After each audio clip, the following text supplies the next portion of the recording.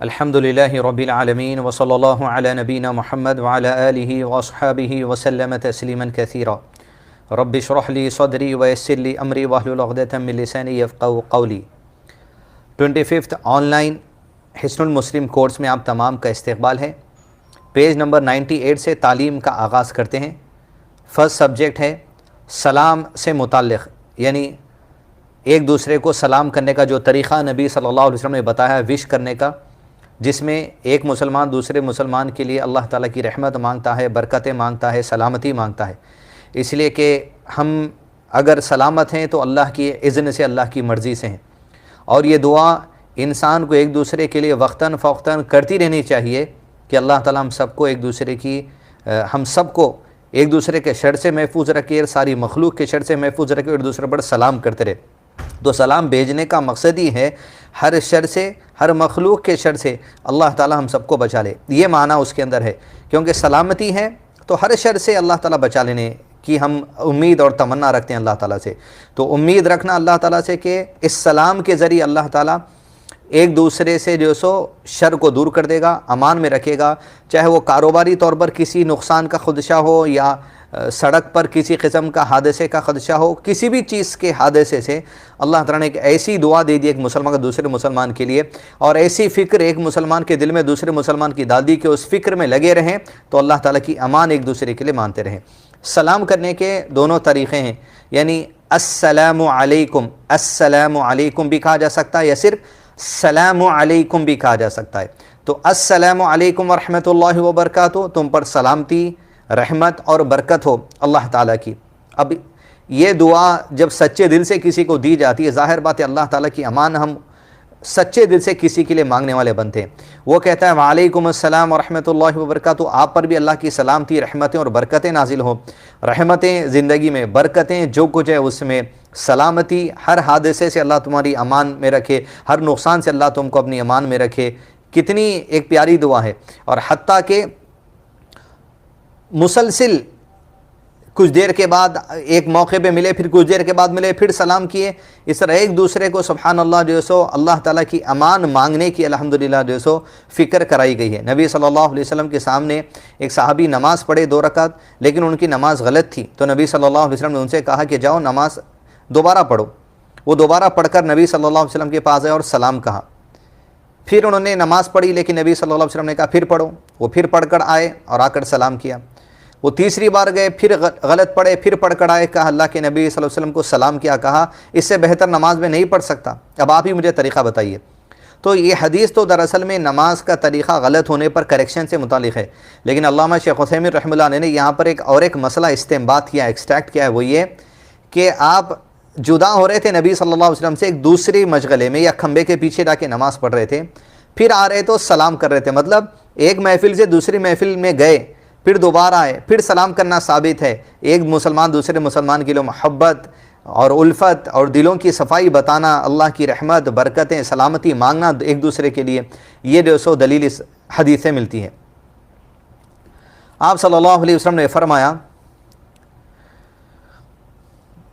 کیا میں تمہیں ایسی چیز نہ بتاؤں کہ جب تم وہ کرو تو باہم محبت کرنے لگو، یعنی ایک مسلمان دوسرے مسلمان سے، میاں بیوی سے، بھائی بھائی سے، بہن بہن سے آپس میں سلام کو عام کرو، یعنی اللہ تعالیٰ کی یہ جو نعمت ہے، دعا ہے، اس کو ایک دوسرے کے لیے عام کرو۔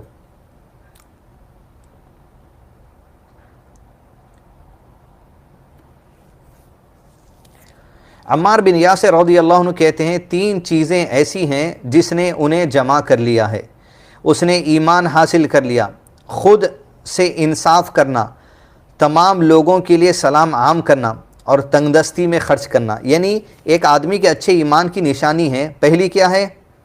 تمام لوگوں کو سلام عام کرتا، یعنی مسلمان ہے بس سلام کرنا ایک دوسرے کے لیے، تنگ دستی میں خرچ کرتا، یہ بھی صفت اگر اس کے اندر ہے، اور خود سے انصاف کرنا، یعنی اپنی زندگی کے چھوٹے بڑے معاملات میں، گھر کے باہر، بیوی کے ساتھ، بچوں کے ساتھ، شوہر کے ساتھ، بچوں کے ساتھ، ہر ایک کے ساتھ انصاف کا معاملہ کرنا، یہ عادت ڈالنے والے کے اندر ایمان کی کیفیت جمع ہو گئی۔ یہ قول ہے عمار ابن یاسر رضی اللہ عنہ، صحابی رسول کا صلی اللہ علیہ وسلم۔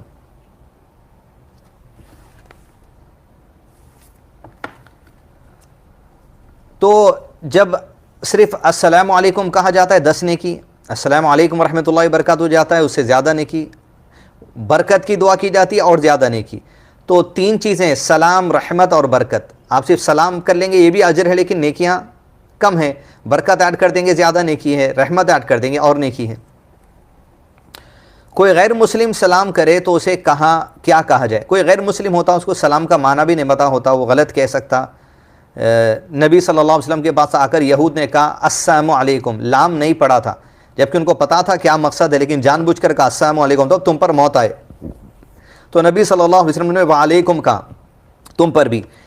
اس طریقے کی دیگر احادیث سے استدلال کرتے ہوئے نبی صلی اللہ علیہ وسلم کے اس عمل کو دیکھتے ہوئے جب اہل کتاب سلام کہیں تو انہیں وعلیکم کہیں، کوئی کہے غیر مسلم تو وعلیکم کہہ دیں آپ پر بھی، لیکن ہدایت کی دعا کی جا سکتی ہے، یہدیکم اللہ ویصلح بالکم، اسی موقع پر آپ کریں تو ان کے لیے اپنے دل کی اچھائی بھی آپ الحمدللہ پیش کر سکتے ہیں۔ اگر وہ پوچھیں وہ کیا پڑھے، آپ بولے میں آپ کو گائیڈنس کے لیے دعا کرا، تو اچھی بات ہے نا سامنے والے کے لیے۔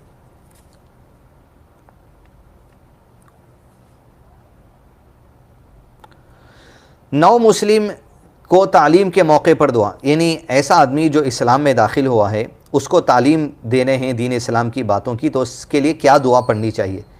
ابو مالک سے روایت ہے جو کوئی مسلمان ہوتا تو رسول اللہ صلی اللہ علیہ وسلم اس کو صلاح سکھاتے، نماز سکھاتے، پھر ان کلمات سے دعا کرنے کا حکم کرتے، یعنی وہ جو اسلام قبول کیا اسے دعا دینی چاہیے، اللہم اغفر لی وارحمنی واہدنی وعافنی وارزقنی، اے اللہ میری مغفرت فرما، مجھ پر رحم فرما، مجھے ہدایت یافتہ بنا، مجھے عافیت دے اور مجھے رزق عطا فرما۔ یعنی جو اسلام قبول کیا ہے اس کو سکھاتے کہ آپ یہ دعا پڑھتے رہیے، یعنی جیسے اسلام میں آیا زندگی کے تمام ضروریات اللہ سے جوڑ دیے اس کے، یعنی یہ توحید ہے، تمام امور میں اللہ کو مالک مان لینا، توحید۔ اے اللہ میری مغفرت فرما، انسان کی ضرورت ہے جو کچھ گناہ ہو گئے اس سے مغفرت، اور اسلام قبول کر لینا گزشتہ تمام گناہوں کی مغفرت کا سبب ہے۔ مجھ پر رحم فرما، یعنی سلامتی کا معاملہ ہو، دشمنی کا معاملہ نہ ہو، اچھائی کا معاملہ ہو لوگوں سے، مجھے ہدایت یافتہ بنا، یعنی اسلام سیکھتا چلا جا رہا ہے آدمی، ہدایت ہو، یعنی قرآن پڑھ کر بھی لوگ غلط ٹرانسلیشن کر دیتے، حدیث پڑھ کر بھی لوگ غلط انٹرپریٹیشن کر دیتے، لیکن قرآن و حدیث پڑھ کر صحیح سمجھنے آئے، یہ دعا کرنا سکھایا گیا، اور یہ دعا ہم بھی کر سکتے۔ وعافنی، مجھے عافیت دے، مطلب سلامتی دے، امان دے، شر سے بچا لے ہر قسم کے، ورزقنی، اور مجھے رزق عطا فرما، یعنی انسان کی ضروریات میں مغفرت بھی ہے، رزق بھی ہے، سلامتی بھی ہے، امن بھی ہے، سب کچھ ہے۔ یہ ملتا رہے گا تو انسان دین پہ قائم رہتا رہے گا، لیکن یہ نہیں ہے تب بھی دین پہ قائم رہنا ہی ہے، اس کے ایمان کی جانچ ہے۔ نہیں ہے، مانگنا سکھایا جا رہا ہے اور اللہ ہی سے مانگ رہا ہے اور اللہ ہی کوئی دینے والا سمجھ رہا ہے، اس کے ایمان میں اور مضبوطی والی بات ہے۔ اگلا ٹاپک ہے بارش طلب کرنے کی دعا، یعنی جب بارش نہ ہو وہ بھی اللہ کے حکم سے، بارش ہو تو وہ بھی اللہ کے حکم سے، جب بارش آپ مانگنا چاہتے تو کس طریقے سے مانے؟ اللہم اغثنا، اللہم اغثنا، اللہم اغثنا، اے اللہ بارش، ہم پر بارش برسا، اے اللہ ہم پر بارش برسا، اے اللہ ہم پر بارش برسا، 3 مرتبہ دعا کریں گے۔ تو توحید کیا ہے اس میں؟ یہ مان لینا کہ اللہ کسی وقت بارش برسا ہی نہیں سکتا۔ آج کل آپ دیکھیں گے ٹیکنالوجی نکلی ہے کلاؤڈ سیڈنگ، کلاؤڈ کو سیڈ کرنے کے لیے بھی جو چیزیں جنریٹ کی جا رہی ہے وہ بھی اللہ کی تخلیق ہے، وہ کہ انسان اپنے خود سے وجود میں نہیں لا لیا، انسان بنایا خود سے بھی اگر کوئی چیز وہ تو بنا نہیں سکتا، انسان کا وجود کس سے ہے؟ اللہ سے ہے، تو انسان جو بھی بنا رہا ہے وہ اللہ کی جو سو دی ہوئی صلاحیت کی وجہ سے، اللہ کی دی ہوئی جو سو علم کی بنا پر جو سو بنا رہا ہے، یہ بنیادی بات ہے۔ تو توحید، بارش اللہ سے برسانے کی دعا کرنا۔ اور ایک دعا ہے اللہم اسقنا غیثا مغیثا مریعا مریعا نافعا غیر ضار عاجلا غیر آجل، اے اللہ ہمیں ایسی بارش سے سیراب کر جو مددگار، خوشگوار، سرسبز و شاداب، نفع بخش، نقصان نہ دینے والی، جلد برسنے والی، دیر سے برسنے والی نہ ہو۔ سبحان اللہ۔ دعا میں تمام معنی انسانوں کی ضروریات جو نقصانات بارش میں عام طور پہ دیکھتے ہیں اس سے بچنے کی دعا سکھائی گئی ہے، تو ایسے موقع پر ہم کو کرنی چاہیے، یعنی کیا ہے اس میں پہلی چیز؟ ایسی بارش شعرا فرما جو مددگار ہو، یعنی خوشگوار ہو، اور سب و شاداب ہو، یعنی اس سے فائدہ ہو، یعنی ایسی بارش جس کی وجہ سے بجلیاں انسانوں پہ گر رہی ہیں، گھروں پہ گر رہی ہیں، طوفانی بارش ہے، لوگ بہہ کے چلے جا رہے ہیں، ایسی بارش سے بچا لینا۔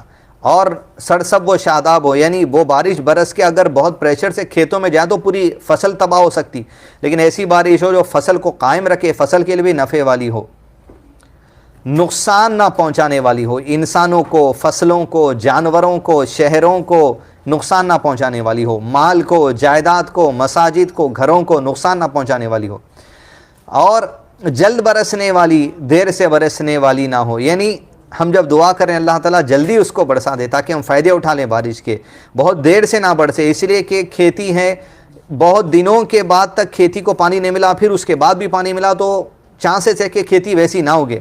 تو کئی اس میں الحمدللہ فوائد ہیں۔ ایک دعا جو نبی صلی اللہ علیہ وسلم کے سوا کوئی دوسرے نہیں سکھا سکتے تھے، کیونکہ نبی صلی اللہ علیہ وسلم کو اللہ تعالیٰ نے سکھا ہے، توحید بھی سکھاتی، اللہ سے رشتہ جوڑنا سکھاتی، زندگی کی تمام امور اور کس سبجیکٹ پر کیا فائدہ کیا نقصان ہے وہ بھی یہ سکھا رہی ہے، یعنی بارش میں کیا نقصان ہوتا کیا فائدہ ہوتا یہ دعا سکھا رہی ہے۔ اوپر آپ دیکھیں گے غیر نو مسلم کے لیے جو اسلام قبول ہے اس کے لیے کیا فائدہ کیا نقصان ہے وہ بھی تمام باتیں۔ دوسرا، جب بارش کے لیے دعا کریں، جب بارش برسیں تو یہ دعا پڑھیں، بارش جب نازل ہوتے رہتی، اللہم صیبا نافعا، اے اللہ نفعمند بارش اسے بنا دے، یعنی اس بارش کو نفعمند برسا، یعنی برستے وقت بھی دعا کرنا، کیونکہ برس رہی وہ اچانک اس کا اگر پریشر اللہ کے حکم سے زیادہ ہو گیا تو نقصان دہ ہو سکتی، تو اللہم صیبا نافعا، اے اللہ نفع والی بارش دے۔ اور اسی طرح علم کے بارے میں بھی ایسی ہی دعا ہے، اللہم انی اسألک علما نافعا، علم بھی نفع والا ہو، یعنی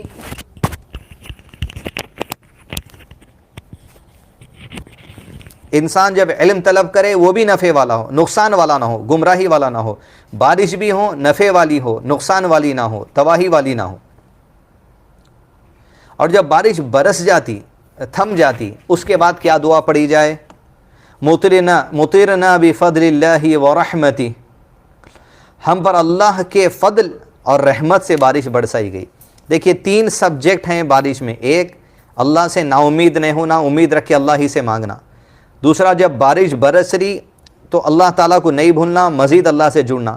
تیسرا، جب بارش برس جاتی اس وقت بھی اللہ کی حمد و شکر گزاری کرنا، جس سے دعا مانگے تھے اس کو بھولنا نہیں، بارش برس سے بس جس سے جو سو نقصان نہیں ہونا مانگے تھے اس کو بھولنا نہیں۔ توحید سکھائی گئی تینوں جو سو اس میں دعا میں، اور تینوں یہ سبجیکٹ میں کیا فائدہ کیا نقصان والی چیز ہے وہ بھی بتا دیا گیا۔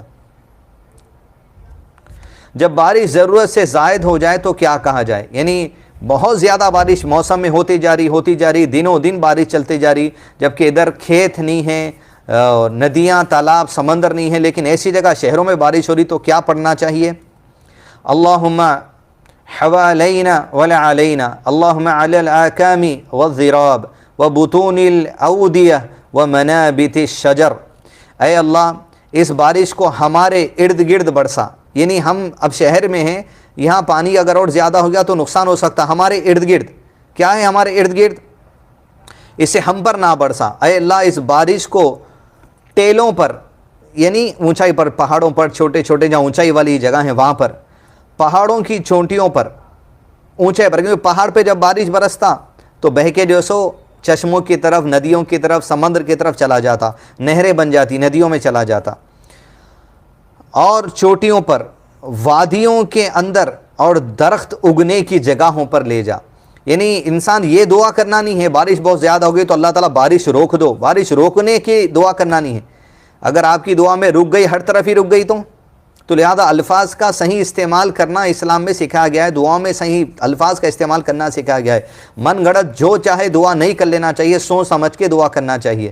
اور درختوں کے بانی کی ضرورت ہے، چٹانوں پہ جائے گا، چوٹیوں پر جائے گا، اور پہاڑوں میں، وادیوں میں جائے گا تو پانی زمین چوسے گی، وہاں اگر چوسے گی تو وہاں سے بہتے ہوئے چٹانوں میں سے لیکس میں اور جو سو ندیوں میں، سمندر کی طرف، نہروں کی طرف جو سو نکل جاتا، جو پانی جمے ہوا رہیں گا جو اللہ تعالیٰ کے نظام سے بہتے چلے جاتے ہیں. دنیا کے اندر کئی سارے ریورز، وہ ریور سے انسان پھر جو سو فائدہ اٹھا سکتا ہے. تو کبھی بارش نہیں ہونا یہ دعا کرنا نہیں ہے، دوسری جگہ ہونا جہاں اس کی ضرورت ہے، اور اللہ تعالیٰ کو پتہ ہے کہاں اس کی ضرورت ہے. ہوا چلتے وقت کیا دعا پڑھی جائے؟ یعنی ایک تو دھیمی ہوا ہوتی ایک چیز، ایک بہت تیز ہوا ہوتی. اللہم انی اسألک خیرہا واعوذ بک من شرہا، اے اللہ میں تجھ سے اس ہوا کی بھلائی کا سوال کرتا ہوں اور اس کے شر سے تیری پناہ میں آتا ہوں. یعنی جب ہوائیں چلنے کا آغاز ہوتی، سینڈ سٹارم کہتے، یعنی ہوا اور مٹی دھول مل کے اڑا کے لے کے چلی جاتی، گھر اڑ جاتے، گاڑیاں اڑ جاتی، جانور اڑ جاتے، جھاڑ اڑ جاتے. تو ہوا بھی چلتے وقت جب انسان کو اندیشہ ہو کہ نقصان دہ والی تیز ہوا اگر ہو گئی تو انسان کو وہاں بھی سکھایا گیا کہ اللہ عز و جل سے رشتہ جوڑو. یہ ہواؤں کا چلانا بھی اللہ کا حکم، بارش کا برسنا بھی اللہ کا حکم، بارش برسنے کے لیے دعا کرنا وہ بھی اللہ سے، بارش برسنے کے بعد کسی شکر گزاری کرنا وہ بھی اللہ. تو یہ سب چیز توحید ہے. توحید یعنی تمام معاملات میں اللہ کو اکیلا طاقتور مان لینا، یہ ہر معاملے میں مضبوطی کرنا توحید. اور اللہ کے سوا کسی دوسرے کو مان لینا کیا وہ دوسرا بھی کر سکتا ہے؟ شرک پہ موت ہوئی تو جہنم ہے. تو اللہ کے ساتھ کسی کو شریک نہیں کرنے کا مطلب یہ ہے جو طاقت اللہ کی ہے وہ کسی اور کی نہیں ہو سکتی، نہ کسی انسان میں، نہ کسی جانور میں، نہ کسی تعویذ میں، نہ کسی انگوٹھی میں، نہ کسی تاگے میں، نہ کسی بوبل کی کانٹی میں، نہ کسی توغرے میں، نہ کسی بھیلاوے میں، کسی میں نہیں. جو اللہ کی طاقت ہے وہ کسی اور مخلوق میں نہیں ہو سکتی. یہ توحید ہے.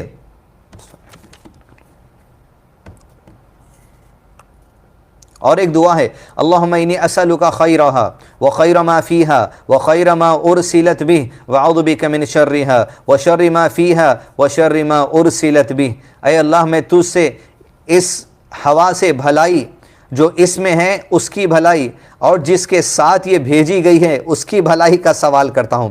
اس لیے کہ نبی صلی اللہ علیہ وسلم جب بادل آ جاتے تو آپ صلی اللہ علیہ وسلم کے چہرے کے پہ ایسے آثار آتے.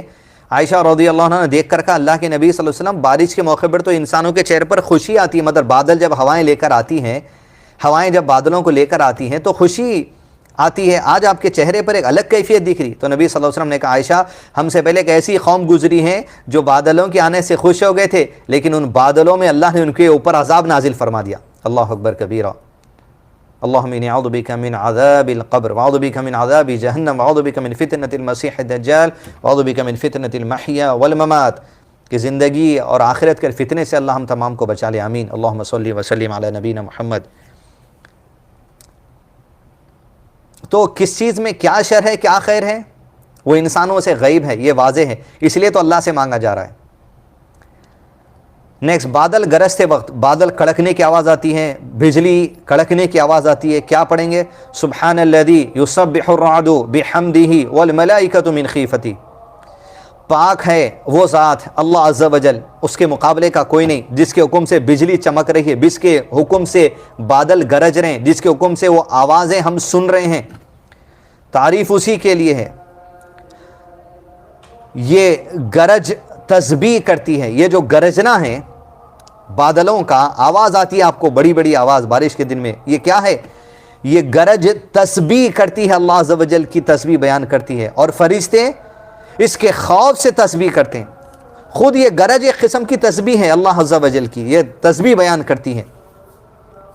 جس کی تعریف کے ساتھ یہ گرج تسبیح کرتی ہے. گرج اللہ کا تخلیق ہے، اس کے حکم سے تسبیح کرتی ہے، اور وہ گرج سن کر فرشتے اللہ کی تسبیح کرنے لگتے ہیں. تو اللہ کی ہر مخلوق، حتیٰ کہ گرجنا بھی اللہ کی مخلوق ہے، وہ اللہ کی عبادت کرتی ہے. قرآن مجید میں اللہ نے ارشاد فرمایا اعوذ باللہ من الشیطان الرجیم الم تر ان اللہ یسجد له من فی السماوات ومن فی الارض والشمس والقمر والنجوم والجبال والشجر.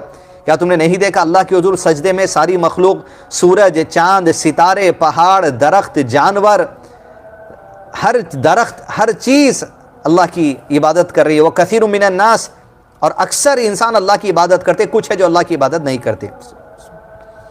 تو یہ بنیادی چیزیں آج جو ہم نے پڑھی ہیں، بارش سے متعلق، ہواؤں سے متعلق، بادلوں کی گرج سے متعلق، سلام سے متعلق، آج کی کلاس میں یہی جو سو بنیادی باتیں پڑھ کر کلاس کا اختتام کرتے ہیں. انشاءاللہ اگلی کلاس میں پھر ملاقات ہوگی.